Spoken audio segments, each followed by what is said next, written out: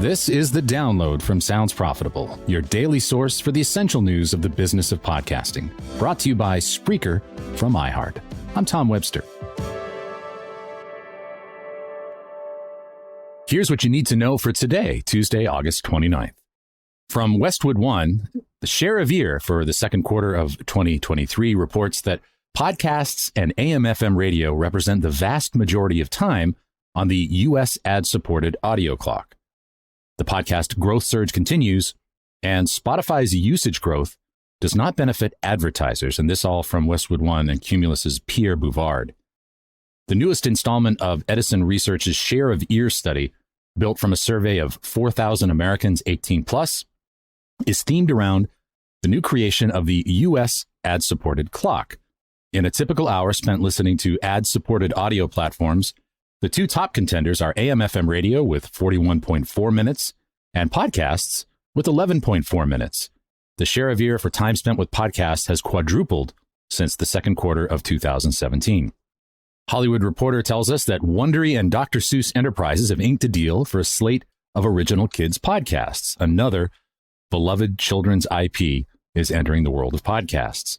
The new deal with Wondery and Dr. Seuss Enterprises will produce podcasts inspired by popular Dr. Seuss characters and books. The first offering, The Cat in the Hat Cast, will be a pseudo-fictional variety show starring Andrew Barbato as the titular cat and Brandon Zellman as the rules-abiding fish.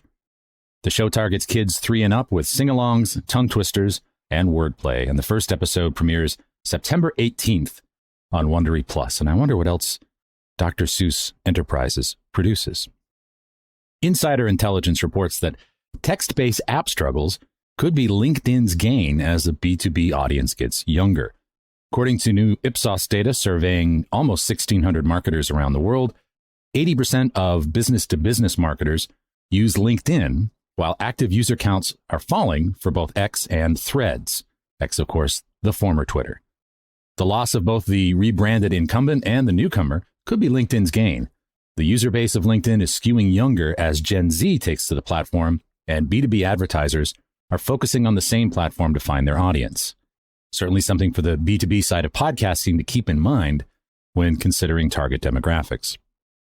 And from Marketing Brew, streaming's big pain point, there's too much stuff to watch.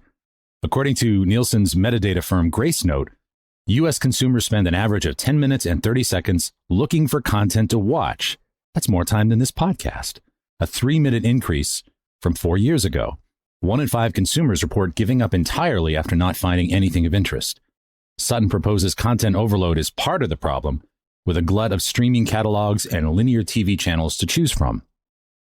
So the next time someone complains about there being too many podcasts, consider the fact that video has to contend with consumers having access to nearly 40,000 channels, aggregators, and streaming services.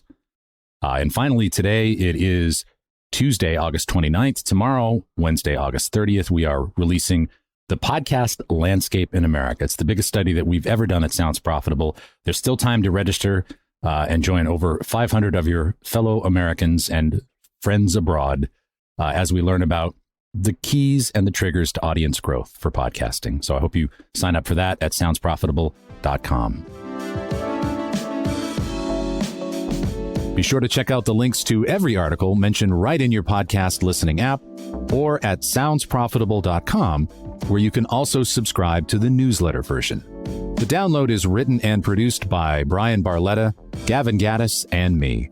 Our show is hosted on Art19. For Sounds Profitable, I'm Tom Webster. Download us again tomorrow.